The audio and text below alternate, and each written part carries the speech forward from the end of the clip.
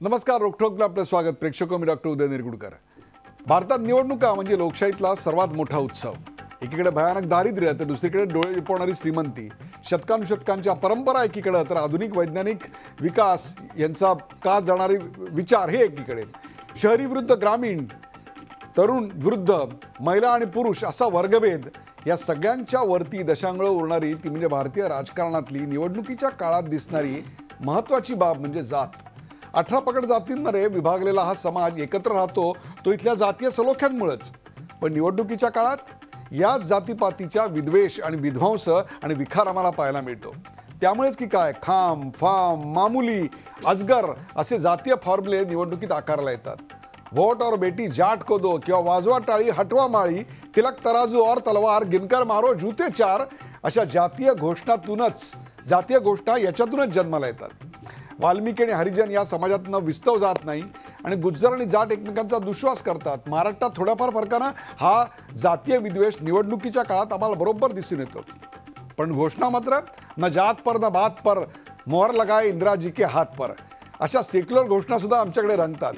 पण निवडणुकीचं तिकीट देताना हेच पक्ष त्या उमेदवाराची जात बघून देतात.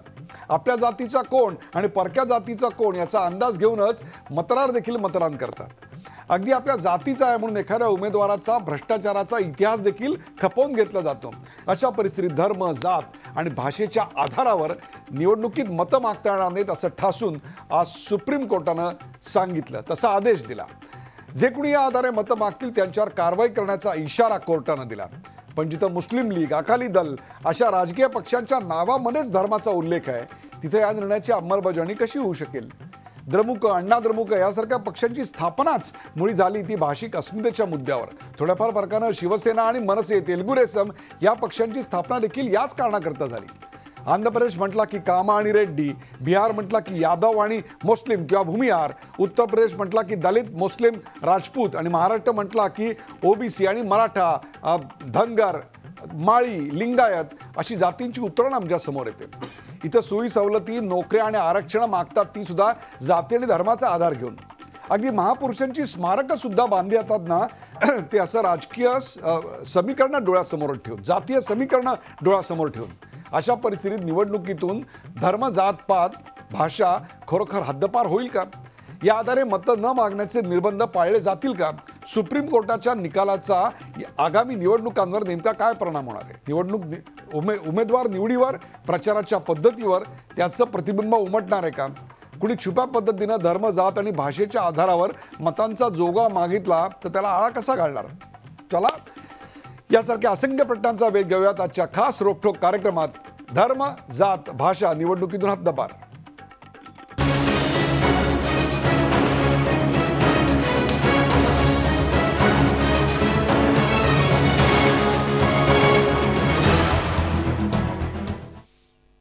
धर्म, जात, भाषा निवडणुकीतून हद्दपार. सुरुवातीला पाहूया या विषयावरचा एक खास रिपोर्ट.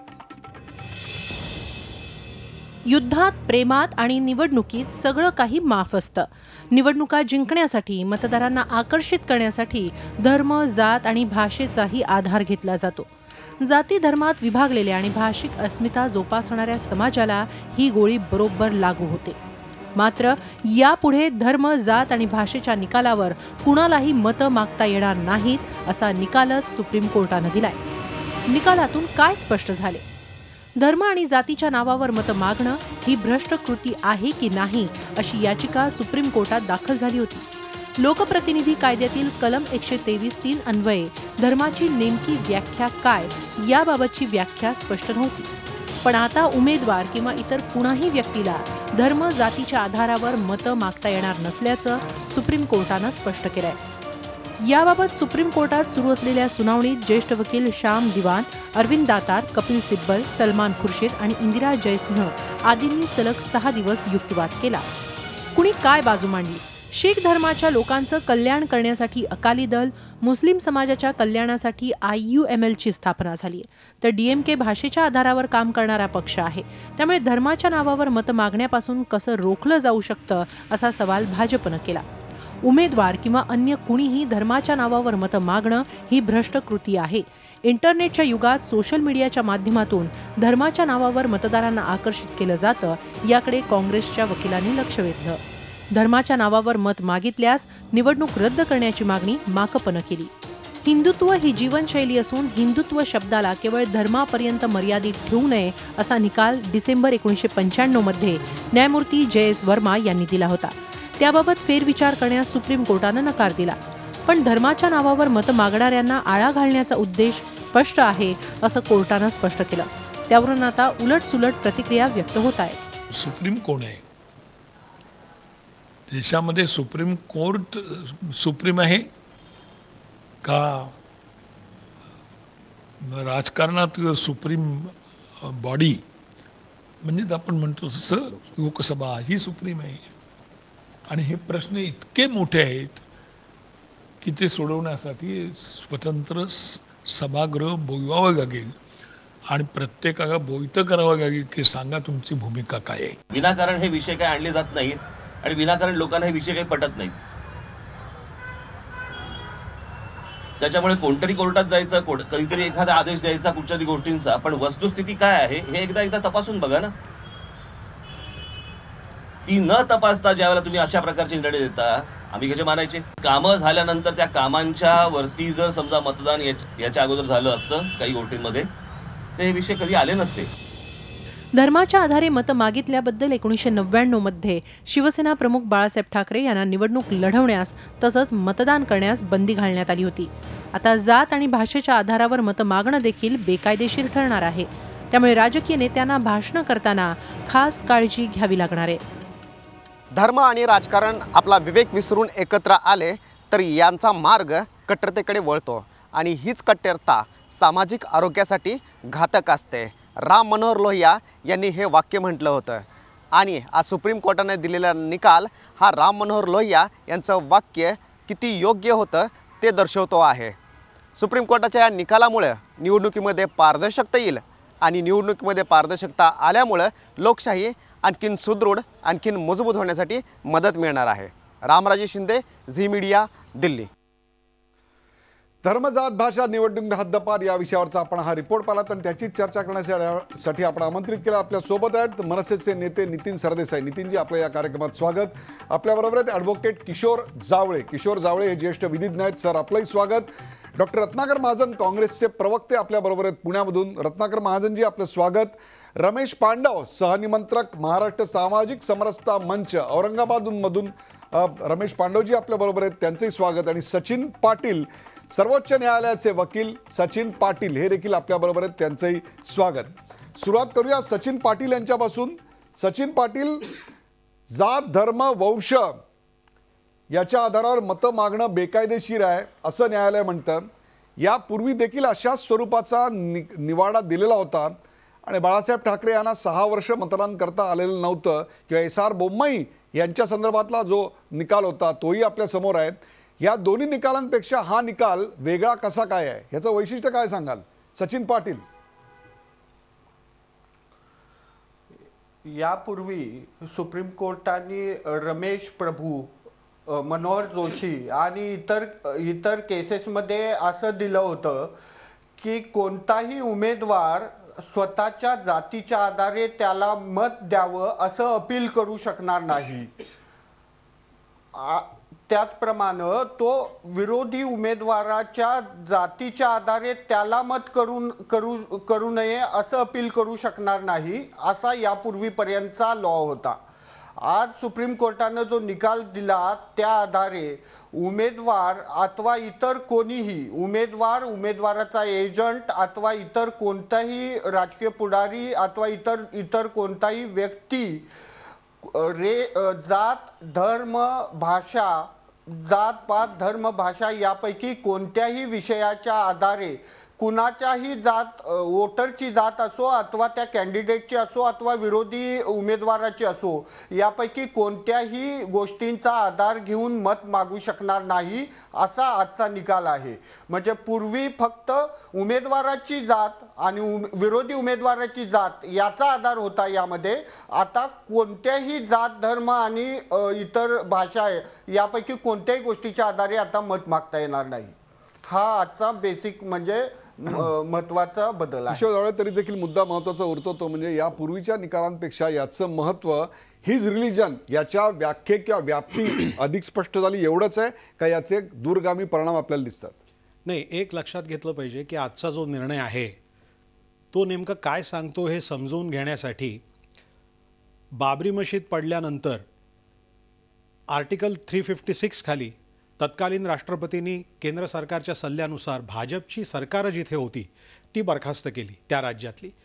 त्याच्याविरुद्ध याचिका झाल्या. अल्टिमेटली हा सगळा विषय सुप्रीम कोर्टापुढे आला आणि 11 मार्च 1994ला SR Bommai versus union of India correct या खटल्यामध्ये सुप्रीम कोर्टाने राष्ट्रपतींच्या अधिकाराबद्दल तर चर्चा केलीच, पण त्याहीपेक्षा महत्त्वाचा आणि तो खरा माइलस्टोन निर्णय आहे, मैलाचा दगड आहे, की त्याच्यामध्ये 39व्या परिच्छेदामध्ये सुप्रीम कोर्टाने धर्मनिरपेक्षता हा भारतीय राज्यघटनेच्या मूलभूत चौकटीचा भाग आहे, बेसिक स्ट्रक्चरचा भाग आहे, हा महत्त्वाचा निर्णय दिला. त्यानंतर बरोबर 1 वर्ष आणि 9 महिने याच्यानंतर 11 डिसेंबर 1995ला मनोहर जोशी विरुद्ध नितीन बाबूराव पाटील, बाळ ठाकरे विरुद्ध प्रभाकर कुंटे आणि इतर सगळे निर्णय जे झाले त्याच्यामध्ये सुप्रीम कोर्टाने एक गोष्ट स्पष्ट केली की केवळ हिंदुत्व हा शब्द वापरला याचा अर्थ धार्मिक भावनेला आवाहन केलं असं मानता येत नाही, कारण हिंदुत्व आणि हिंदू धर्म हे समानार्थी नसून हिंदुत्वाची कल्पना ही हिंदू धर्मापेक्षा जास्त व्यापक आहे आणि ती लाईफस्टाईल म्हणजे जीवनपद्धती दर्शवते. असं असल्याकारणाने केवळ हिंदुत्व हा शब्द वापरला म्हणून काही धार्मिक भावनेला आवाहन झालं असं गणलं जाऊ नये. परंतु सुप्रीम कोर्ट त्या निर्णयात इथे थांबलं नाही. त्यांनी पुढच्याच वाक्यात हेही स्पष्ट केलं की तरीसुद्धा ज्या वेळेला असा शब्द वापरला जाईल हिंदुत्व किंवा तत्सम कुठलाही त्या वेळेला तो कोणत्या संदर्भात प्रचाराच्या मोहिमेत वापरला गेलेला आहे, त्याच्या आगेमागे काय बोललं गेलं, भाषणं असोत, व्हिडिओ क्लिप्स असोत, पॅम्फलेट्स असोत, या सगळ्यामध्ये नेमकं काय बोललं गेलं याच्यावरती आम्ही ठरवू. याचा अर्थ सरतेशेवटी हा मुद्दा हिंदुत्वाचा किंवा तत्सम कुठलाही मुद्दा धार्मिक भावनेला आवाहन करणारा आहे की नाही हे ठरवण्याचे सर्वाधिकार न्यायालयाने स्वतःकडे ठेवले. याच्यामधून 2 गैरसमज दोन्ही बाजूच्या लोकांचे झाले. एक उजव्या बाजूच्या मंडळींचा असा गैरसमज झाला की आता हिंदुत्व आहे, एक ब्लँक चेक आपल्याला मिळालेला आहे निवडणुकीत वापरण्यासाठी. दुसऱ्या बाजूला तिस्ता सेटलवाडांसारखी मंडळी होती, त्यांचा असा ग्रह झाला की आता संपलंच, म्हणजे भारताची राज्यघटनेचं मधलं सेक्युलरिझम संपलं. या कारणासाठी आजच्या निर्णयामध्ये आणखी एक भाग आहे की या पिटिशनमध्ये तिस्ता सेटलवाड यांनी एक इंटरिम ॲप्लिकेशन दाखल केलेला होता ज्याच्यामध्ये 1995 सालचा मनोहर जोशी विरुद्ध नितीन बाबूराव पाटीलच्या निर्णयामधलं सुप्रीम कोर्टाचे जे मतप्रदर्शन होतं हिंदुत्वावरचं ते त्यांनी रद्दबातल करावं अशा प्रकारचा अर्ज होता, तो सुप्रीम कोर्टाने रद्द केला. आणि आम्ही 95मध्ये आम्ही जे मतप्रदर्शन केलं त्याच्यावर कुठल्याही प्रकारचा फेरविचार आम्ही करू इच्छित नाही. म्हणजे याचा अर्थ हिंदुत्वाची व्याख्या पुन्हा स्पष्ट करायला सरकारने नकारच दिलेला आहे. सर्वोच्च न्यायालयाने नकार दिला. पण त्याचबरोबर सर्वोच्च न्यायालयाने आज जो निर्णय दिला की धर्माच्या नावावरती मतं मागता येणार नाहीत, हा निर्णय माझ्या दृष्टीने 95 सालच्या निर्णयामुळे जे भ्रम निर्माण झालेले होते दोन्ही बाजूंच्या मंडळीमध्ये ते भ्रम आज दूर झाले. आणखीन एक भ्रम आहे, म्हणजे याचा अर्थ असा अनेक सोशल मीडियावर वाक्य फिरते, म्हणजे यापुढे जमलेला माझ्या तमाम हिंदू बांधवांनो, भगिनींनो, मातांनो असं वाक्य म्हणता येईल का, किंवा जमलेल्या माझ्या तमाम मराठी बंधू बांधवांनो, भगिनींनो, मातांनो असं म्हटलं मेरे मुसलमान भाईओ तर तेवढ्यावरून हे धार्मिक भावनेला केलेलं आवाहन आहे असं होईल असं मला वाटत नाही. तद्वत माझ्या हिंदू बांधवांनो असं म्हटलं तरी सुद्धा ते हिंदू धर्मभावनेला केलेलं आवाहन आहे असं होणार नाही. उदाहरणार्थ आपण एक उदाहरण घेऊ. इस्लामी तहजीब म्हणजे इस्लामी संस्कृती असा जर एखाद्याने मुद्दा मांडला तर तो धर्मभावनेला आवाहन करणारा होत नाही. तद्वत हिंदू संस्कृती असा जर मुद्दा कोणी मांडला तर तो धर्मभावनेला आवाहन करणारा होणार नाही, कारण हिंदू संस्कृती किंवा इस्लामी तहजीब हे शब्द आणि या संकल्पना हिंदू धर्म किंवा इस्लाम याच्यापेक्षा जास्त व्यापक आहेत. आपल्यासोबत डॉक्टर रत्नाकर महाजन आहेत. डॉक्टर रत्नाकर महाजन, काँग्रेस या निर्णयाचं स्वागत करतं की विरोध करतं, किंवा स्वागताची किंवा विरोधाची नेमकी कारणं काय आहेत? डॉक्टर रत्नाकर महाजन. सर्वोच्च न्यायालयानं आज दिलेला निर्णय हा सर्वोच्च न्यायालयाने स्वतः म्हटल्याप्रमाणे निवडणुका आणि त्यातून स्थापन होणारी संसद आणि त्यात चाललेलं कामकाज ही एक सेक्युलर बाब आहे. सेक्युलर म्हणजे या जगातली इहलोकातली बाब आहे, परलोकाशी त्याचा काही संबंध नाही. आणि त्यामुळं हे त्याचं स्वरूप कायम राहावं यासाठी निवडणुकीमध्ये जात, धर्म, भाषा यापैकी कशाचाही प्रचार सभांमध्ये आणि आपल्या प्रचारामध्ये उपयोग करून मतदारांना आवाहन करता येणार नाही. आजपर्यंत हे बोललं जात होतं. म्हणजे इतिहासात थोडं जर जायचं झालं तर 23 आणि 24 मे 1961 या दिवशी यशवंतराव चव्हाण महाराष्ट्राचे मुख्यमंत्री असताना समाज प्रबोधन पत्रिकेतर्फे एक परिसंवाद पुणे जिल्ह्यातल्या भाटघर या ठिकाणी घेण्यात आलेला होता. सर्व पक्षाचे सदस्य, सर्व पक्षाचे लोक त्याला हजर होते. यशवंतराव चव्हाणांपासून धनंजयराव गाडगिळांपर्यंत मंडळी सगळी हजर होती. त्या परिसंवादानंतर जे दुसऱ्या दिवशी एक निवेदन स्वीकारण्यात आलं, त्यातला दुसरा भाग जो आहे, त्यातलं दुसरं कलम जे आहे ते याच्याशी संबंधित आहे. त्यामुळं ही चर्चा आधीपासून आपल्या समाजामध्ये आहे. कोर्टात खटले झाले, हे झालं, सगळं झालं, पण तरीही सुप्रीम कोर्टाला आलेल्या पिटिशनचा निर्णय देताना आज हे सांगावं लागलं. म्हणून आजपर्यंत संकेत या स्वरूपात असलेली गोष्ट आता कायद्यात रूपांतरित झालेली आहे. म्हणून कायद्यात रूपांतरित झालेल्या या गोष्टीबद्दल सर्व राजकीय पक्षांना गंभीरपणे विचार करावा लागेल. काँग्रेसचा जिथपर्यंत संबंध आहे तिथपर्यंत काँग्रेसनं आजच या निर्णयाचं स्वागत केलेलं आहे. त्याचं साधं कारण असं आहे, मगाशी आपण ज्या घोषणेचा उल्लेख केलात त्यात थोडी दुरुस्ती आहे. न जात पर न बात पर, इंदिराजी की बात पर, न जात पर न पात पर, इंदिराजी की बात पर, मुहर लगावे हात पर, अशी ती घोषणा होती. बरोबर आहे. त्याचं पुढं आता हे जर या पार्श्वभूमीवर आज सर्वोच्च न्यायालयानं अशा प्रकारे निसंदिग्ध निर्णय दिलेला असेल तर that becomes law of the land. आणि कायदा न पाळल्याबद्दलची जे कायदेशीर उपाययोजना आहे त्याच्यासाठीही सर्व विरोधी पक्षांना आणि सर्व विरोधीच नाही, सर्व राजकीय पक्षांना आणि त्यांच्या नेत्यांना, कार्यकर्त्यांना सावध राहावं लागेल. रमेश पांडव, काँग्रेसने याचं स्वागत केलं आहे, परंतु आता यापुढे निवडणुकीमध्ये लव जिहाद, बाबरी मस्जिद, राम मंदिर, घर वापसी किंवा गौमांस अशा प्रकारचे धर्मानं भारावलेले मुद्दे मांडता येणार नाहीत असंही म्हटलं जातं. याबद्दल आपण काय सांगाल रमेश पांडव? या निर्णयाचं मी स्वागत करतो. मी ज्या विचारसरणीत वाढतो आहे त्यालाही या गोष्टीचा फार फार आनंद आहे. कारण इथला हिंदू समाज असं मानतो की ऐहिक बाबतीमध्ये राज्य म्हणजेच मग ग्रामपंचायतीपासून ते केंद्र शासनापर्यंत यांनी सगळी कामं करायची आहेत. धार्मिक बाबतीत घटनेनं घालून दिलेली जी कलमं आहेत क्रमांक 26 ते 28 याचं पालन झालं पाहिजे. आणि त्याच्यामुळे आम्हाला हे नवीन नाही, या निर्णयाचं आम्ही मनापासून स्वागत करतो. क्रमांक 2, आता लगेच तातडीनं मी मागणी करतो की अशा प्रकारची धार्मिक नावं धारण करून जे राजकीय पक्ष आहेत, उदाहरणार्थ असेल तो मुस्लिम लीग सारखं नाव असेल, इत्तेहादुल मुसलमीन सारखे पक्ष असतील, भाषेवरून पक्ष असतील, अशा प्रकारच्या ज्या पक्षांची मंजुरी तातडीनं रद्द होण्याची आवश्यकता आहे. आता त्याच्यामध्ये अनेक ठिकाणी त्या राम मंदिराचा मुद्दा, गौमांसाचा मुद्दा आला. राजकारणाच्या वेळेला याचा उपयोग जरूर होईल, ते करणार. किंबहुना वेगळ्या पद्धतीनं जर मांडायचं असेल तर या समस्या सोडवण्यासाठी सगळ्या राजकीय पक्षांनी एकत्र आलं पाहिजे. कारण त्याच्यामध्ये सर्व समाजाचं कल्याण आहे. जसं घटना आपल्या घटनेचं कलम क्रमांक जे 44 आहे नंतर 48 आहे याच्यामध्ये स्पष्टपणानं मी आता वाचून दाखवलं पाहिजे असं नाही, परंतु मी आपल्याला या गोष्टीची ठामपणानं सांगू इच्छितो. 48वा कलम काय म्हणतं? कृषी व पशुसंवर्धन यांची सुसूत्र व्यवस्था लावणे. आधुनिक व शास्त्रीय रीतीने कृषी व पशुसंवर्धन याची सुसूत्र व्यवस्था लावण्यासाठी राज्य प्रयत्नशील राहील आणि विशेषतः गायी व वासरे आणि इतर दुभती व जुंपणीची गुरे यांच्या जातीचे जतन करणे, त्या सुधारणा करणे व त्यांच्या कत्तलीस मनाई करणे याकरता उपाययोजना करील. यापेक्षा स्पष्ट जर अजून काय पाहिजे तुम्हाला? तुम्हाला एक प्रश्न विचारायचा आहे झालं पाहिजे. रमेश पांडव, एकच वाक्य घटनेचं संरक्षण व्हावं की नाही व्हावं. बरोबर आहे. मला तुम्हाला एक प्रश्न विचारायचा आहे. मगाशी तुम्ही मागणी केली की चर्चा धर्माच्या भरकटवता कशाला आधारावर तुम्ही? रमेश पांडव चर्चा विषयावर ठेवा. रमेश पांडव मगाशी तुम्ही मागणी केली की धर्माचं नाव धारण करणाऱ्या संघटनांवर आता नेमकं आपण काय करणार हा सवाल आपण नाही नाही नाही नाही नाही नाही आपण राजकीय पक्षांवर बरोबर आहे. संघटनांवर नाही. राज- संघटना असू शकतात.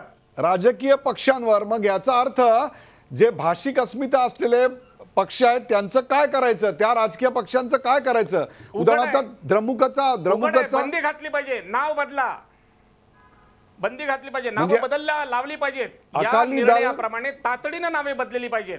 काय म्हणताय? नाही, भाषावार प्रांतरचना जर आपण मान्य केलेली असेल तर मला वाटतं की यांचं जे आत्ताचं मत आहे अत्यंत चुकीचं आहे. कारण भाषावार प्रांतरचना तुम्ही एकदा मान्य केली Correct. म्हटल्यानंतर मग महाराष्ट्राचा पक्ष आहे आणि आपण कसं आहे, आपला समाज एकंदरीतच अत्यंत दांभिक आणि अनेक गोष्टीमध्ये आपल्याला विरोधाभास दिसतो की तामिळनाडूमध्ये तुम्हाला द्रमुक चालणार म्हणजे द्रविड, अण्णा द्रमुक चालणार, तामिळ मनीला काँग्रेस चालणार, तिकडे अकाली दल चालणार, तेलुगू देसम चालणार. इकडे हे सगळे पक्ष त्या त्या राज्याच्या भाषिक लोकांचे प्रश्न सोडवण्यासाठी जर काम करत असतील तर त्यांच्यावर बंदी घाला असं कसं म्हणू शकतो आपण? त्यामुळे ही अत्यंत मुळामध्ये ही मागणी चुकीची आहे आणि मी म्हटलं की याचा व्यापक दृष्टीने विचार होणं गरजेचं आहे. आजचा जो निर्णय लागला आहे त्याच्यामध्ये जात धर्म हे जरी खरं असलं तरी भाषावार प्रांतरचना झाल्यानंतर त्या भाषेच्या समूहाला रिप्रेझेंट करणारे किंवा त्यांचं प्रतिनिधित्व करणारे त्यांचे प्रश्न सोडवण्यासाठी जे त्या त्या स्थानिक पातळीवरचे किंवा त्या याच्यामधले पक्ष आहेत ते त्यांचं काम करत राहणार आणि त्यांना ते काम करू दिलं गेलं पाहिजे. त्यामुळे ही मुळात मागणी जी आहे ती चुकीची आहे आणि आपण कुठेतरी या सगळ्या गोष्टींचा एकदा व्यापक दृष्टीने विचार करणार आहे की महाराष्ट्रातल्या मराठी माणसाचं म्हणजे जिकडे बहुसंख्य जर मराठी माणसं असतील त्यांचे कुठलेही प्रश्न मी विविध प्लॅटफॉर्मवरती मग ते असेंब्लीमध्ये असेल किंवा संसदेमध्ये असेल किंवा माझ्या भाषणामध्ये असेल जर मांडायचा प्रयत्न केला तर माझ्यावरती मी त्या भाषेचा किंवा कुठल्या तरी एका गोष्टीचा पुरस्कार करून तेढ निर्माण करण्याचा प्रयत्न करतोय असं म्हणणं हे मुळामध्ये चुकीचं आहे. किशोर जावळे, मगाशी मी तुम्हाला तो प्रश्न विचारला होता की जमलेल्या माझ्या तमाम मराठी बांधवांनो किंवा हिंदू मातांनो भगिनींनो म्हणणं याच्यावर बंधन आहे का? त्याचा मूळ असा होता की या राजकीय पक्षांचा पाया ही भाषेची अस्मिता किंवा धर्माचा टणत्कार अशा स्वरूपाची आहे, त्याच्यावर काही बंधन येणार आहे का? मला वाटत नाही असं काही बंधन त्याच्यावरती असेल. मगाशी मी म्हटलं त्याप्रमाणे मराठी हा शब्द कुठल्या संदर्भात ज्याप्रमाणे सुप्रीम कोर्टाने म्हटलं की हिंदुत्व हा शब्द बाय इटसेल्फ वापरला तर ते धर्माच्या भावनेला आवाहन होणार नाही.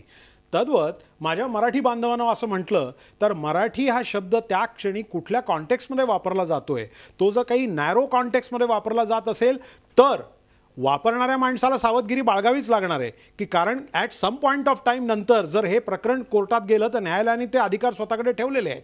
त्यामुळे आपण ज्या वेळेला असे शब्द वापरतो तेव्हा ते जास्तीत जास्त व्यापक पद्धतीने वापरावेत अशी काळजी त्या पक्षाच्या मंडळीने घ्यावी लागणार आहे. राजकीय पक्षांना यापुढे प्रचारात भाषण करताना धर्म, जात, पात, भाषा यांचा उल्लेख करताना नेमकी काय काळजी घ्यावी लागेल किंवा माननीय उच्च न्यायालय, सर्वोच्च न्यायालय या सगळ्याकडे कसं बघतंय? एका ब्रेक नंतर पाहूया. कुठे जाऊ नका, पाहत राहा G24 आपण पाहताय धर्म, जात, भाषा निवडणुकीतून हद्दपार. धर्म, जात, भाषा निवडणुकीने हद्दपार या विषयावर आपण चर्चा करतोय. आपल्यासोबत नितीन सरदेसाई, रत्नाकर महाजन, सचिन पाटील, रमेश पांडव आणि ॲडव्होकेट किशोर जावळे आहेत.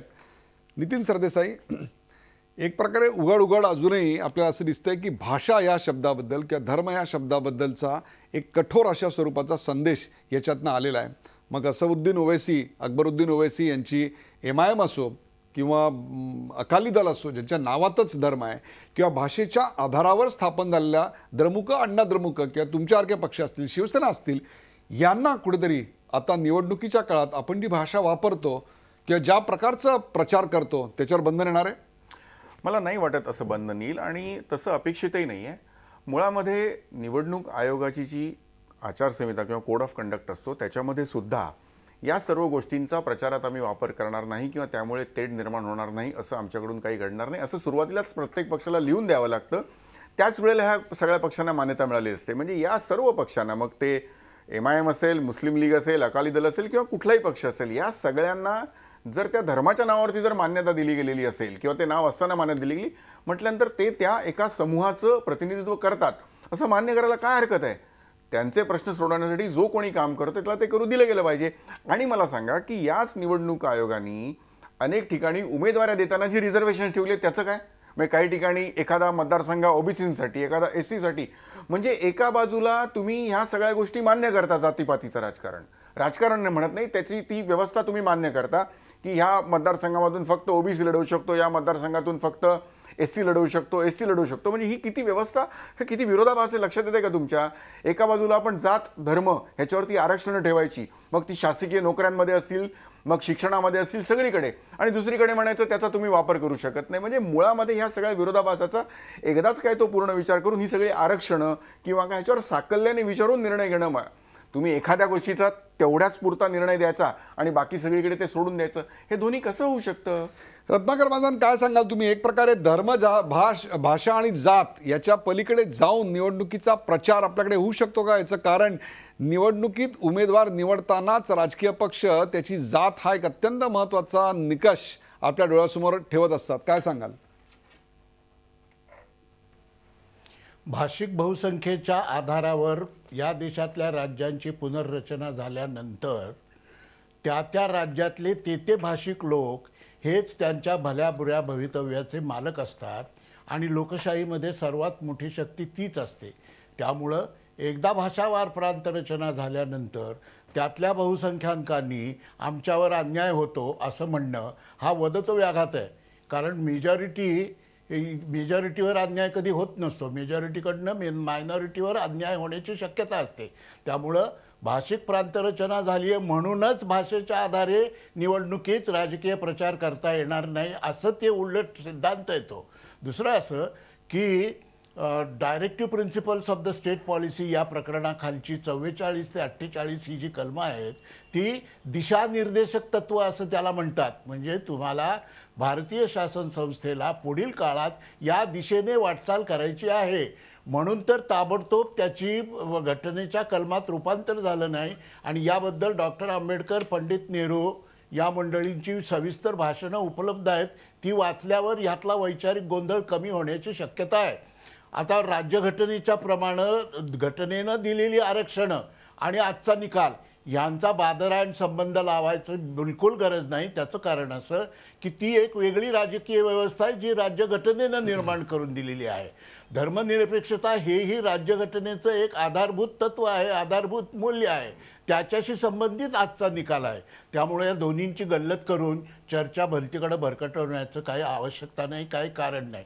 उरला प्रश्न तुमचा जो शेवटचा आहे तोच खरा महत्त्वाचा आहे. तो असा की राजकीय पक्ष निवडणुकीत उभे करण्याचे उमेदवार, त्यांचे कार्यक्रम, त्यांचे जाहीरनामे, त्यांची एकूण धोरण प्रणाली याबद्दल निर्णय घेताना काय काय विचार करतात ते हे सगळ्यांनाच माहिती आहे. सगळेच राजकीय पक्ष ते करत असतात. म्हणूनच सुप्रीम कोर्टाचा आजचा निर्णय ही एक संधी मानून याबद्दल सर्व राजकीय पक्षांनी मिळून एक सामूहिक निर्णय घेतला पाहिजे, सामूहिक संकल्प केला पाहिजे. म्हणून मी मगाशी सांगितल्याप्रमाणे पुन्हा एकदा सर्व राजकीय पक्षांनी या निर्णयाच्या पार्श्वभूमीवर आपल्यापुरती एक आचारसंहिता ठरवली पाहिजे. कायद्यानुसार ती असो नसो, पण असे प्रयत्न आजवर सफल झाले नाहीत म्हणून सुप्रीम कोर्टाला हस्तक्षेप करावा लागला. द्रविड पक्षांबद्दल आपण जे म्हणताय ते थोडं वेगळं आहे. ते काही केवळ भाषेपुरतं मर्यादित नाही, त्याची भारतामधल्या दीर्घकालीन सांस्कृतिक प्रवाहांच्या मधल्या विविधतेशी त्याचा संबंध आहे.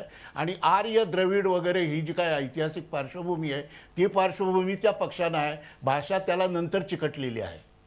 नाही, मला असं सांगा, मी अत्यंत छोटी उदाहरणं तुम्हाला देतो की आमच्याच पक्षाचं उदाहरण आपण घेऊया की जर स्थानिक मराठी मुलांना, भूमिपुत्रांना सरकारी नोकऱ्यांमध्ये आणि इतर सर्वच ठिकाणच्या नोकऱ्यांमध्ये प्राधान्य मिळावं ही आमची जर मागणी असेल आणि ती आम्ही निवडणुकीच्या काळामध्ये ती मांडण्याचा प्रयत्न केला, कारण तसं इथे होताना दिसत नाही आहे, तो जर मांडायचा आम्ही प्रयत्न केला तर तुम्ही आम्हाला म्हणणार आहात की आम्ही भाषेचा वापर करतो किंवा इथल्या मराठी मुलांसाठी जे करतोय ते आम्ही प्रांतिकवाद आणतो त्याच्यामध्ये. असं कसं होऊ शकतं? आम्ही त्या गोष्टीसाठी जर मांडत असू, मागत असू, उद्या साधी अजून एक छोटी गोष्ट सांगतो की आपण प्रॅक्टिकल बोलूया. मोठ्या मोठ्या त्या कलमांचा आधार घेण्याचा आत्ता गरज नाहीये की इथल्या रिक्षावाल्यांना आणि टॅक्सीवाल्यांना मराठी भाषा यावी. तुम्हाला काय यावी, काय यावी, थांबा मला पूर्ण करू द्या. ती भाषा यावी, काय यावी तर लोकांना, सर्वसामान्य माणसाची ती बोली भाषा आहे, त्यांना सोपं जावं म्हणून ती यावी.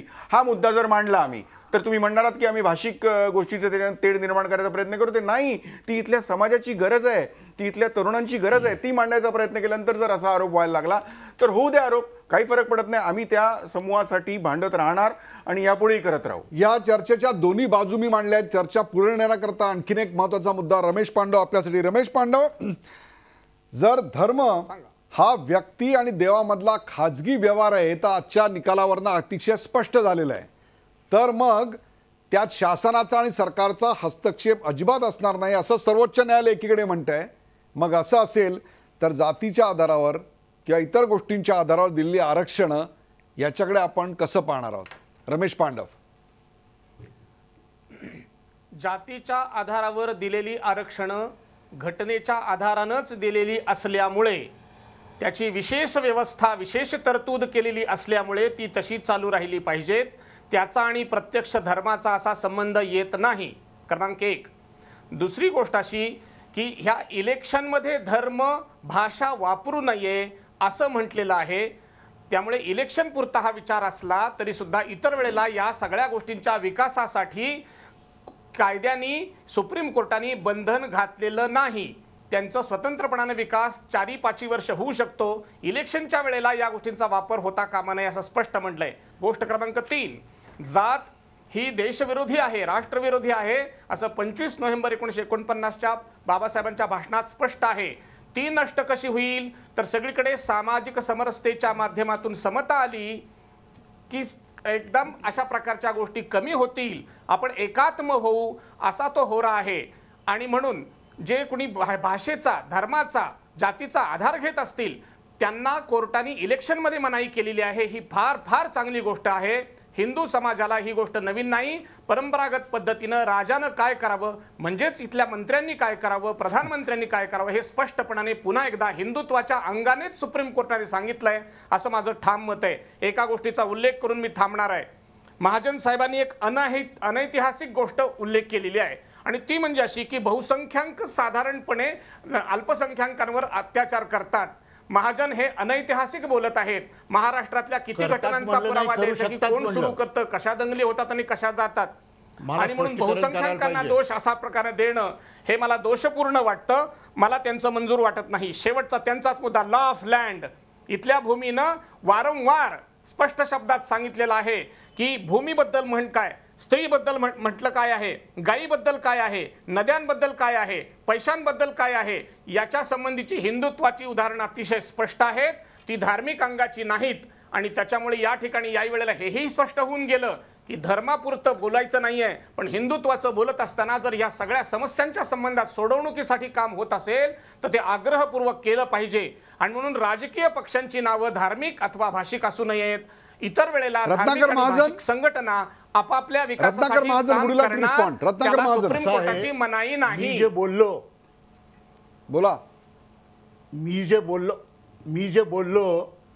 जे बोललो त्याचं विकृतीकरण करून अगदी ठाशीव शब्दामध्ये मांडण्याचा प्रयत्न लोकांची दिशाभूल करण्याची शक्यता आहे, म्हणून मला स्पष्टीकरण केलं पाहिजे.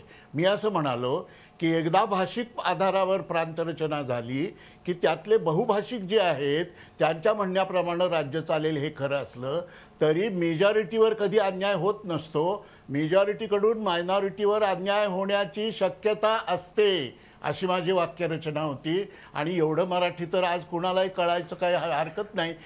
दुसऱ्या मुद्द्यावर आपण पुढच्या बोला रत्नाकरजी, बोला प्लीज गो अहेड रत्नाकरजी. दुसरं असं की जे म्हणून न्यायालयाने, कायद्याने, समाजाने सांगितलेलं आहे ते सगळं आधीच आम्हाला माहितीच आहे आणि म्हणून आम्हाला यात काही नवीन नाही. हे जर खरं असेल तर सर्वोच्च न्यायालयाला आजचा निकाल देण्याची आवश्यकता काय पडली. आणि निवडणूक यंत्रणा, संसदीय लोकशाही भारतासारख्या देशाला स्वीकारण्याची गरज काय भासली.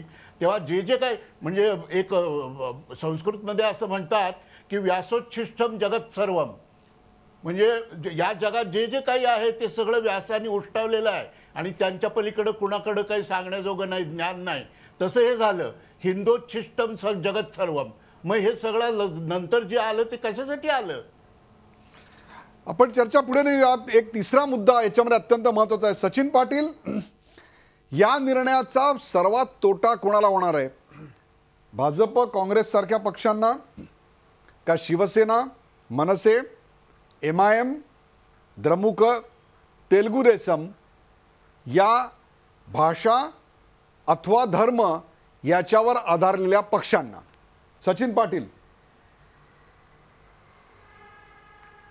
यामध्ये बाब अशी आहे की ज्यावेळी निवडणुकांच्या वेळी प्रचाराचा विषय असतो त्यावेळी जर यापैकी पक्षांनी जर या गोष्टींचा धर्म, जात, पात, भाषा या गोष्टींच्या आधारे जर प्रचार केला तर येथून पुढे त्या लोकांचे इलेक्शन हे कोर्टामध्ये चॅलेंज होऊ शकतं आणि त्यामध्ये ते करप्ट प्रॅक्टिस खाली येणार व ते इलेक्शन्स ते उमेदवारांची रद्द होऊ शकतात.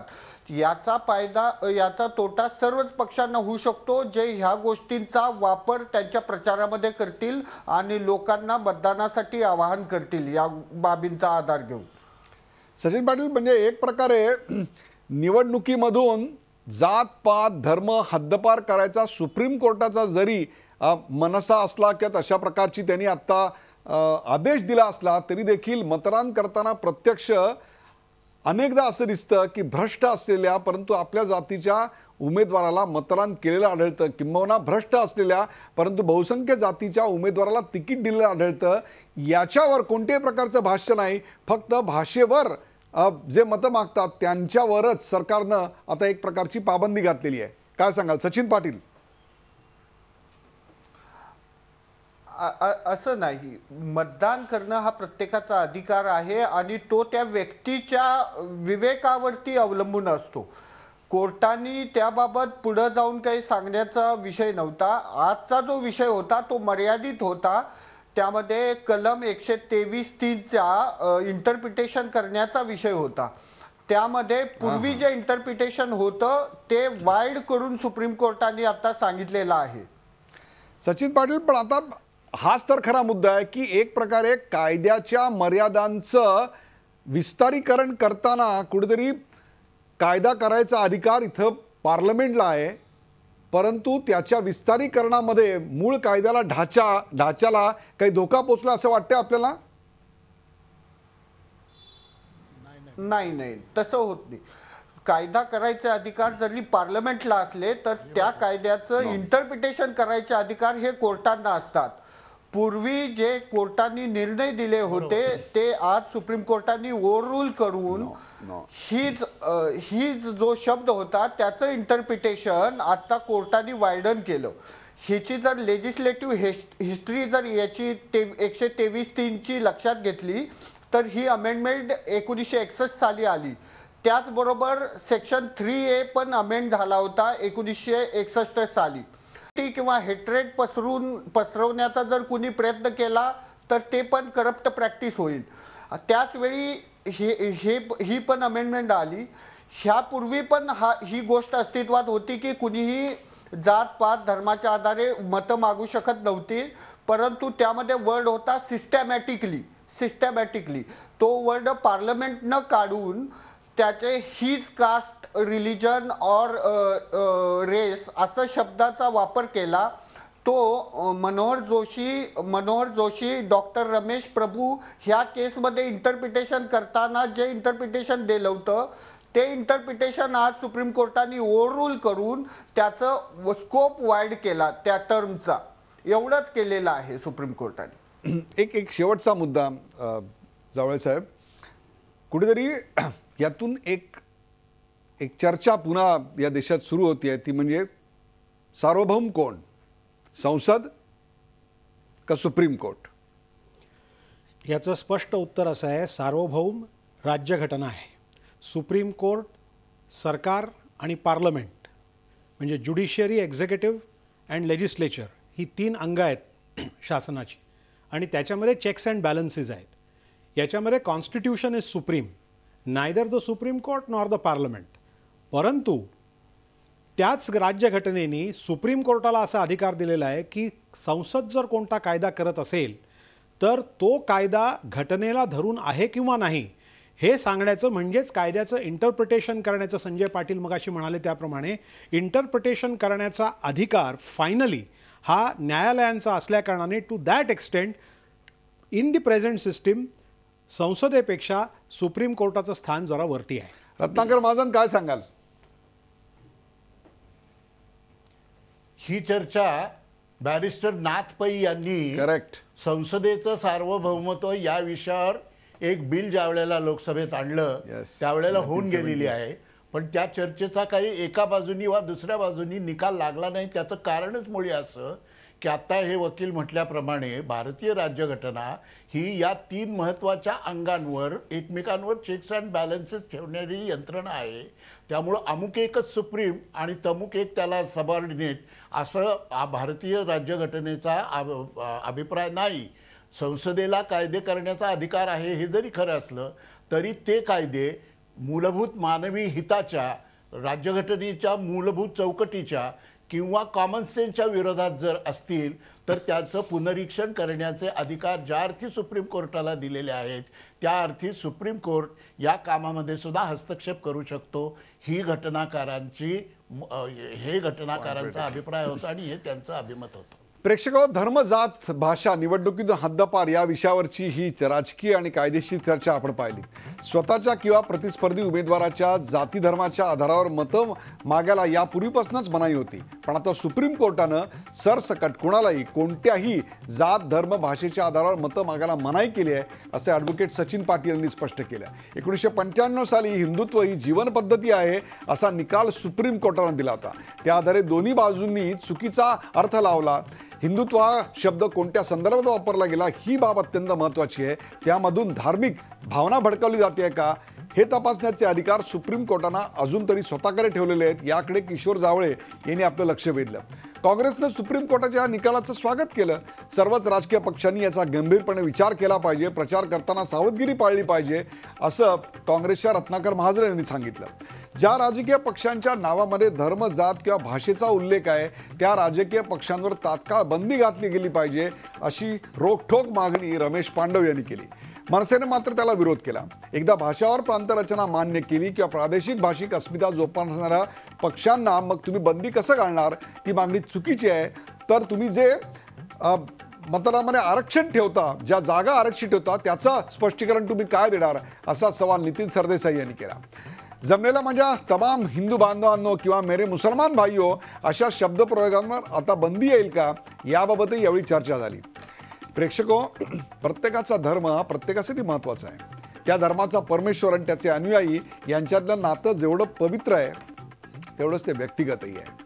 त्याचा असा जाहीरपणा आणि राजकीय स्वार्थासाठी वापरणं चुकीचंच आहे.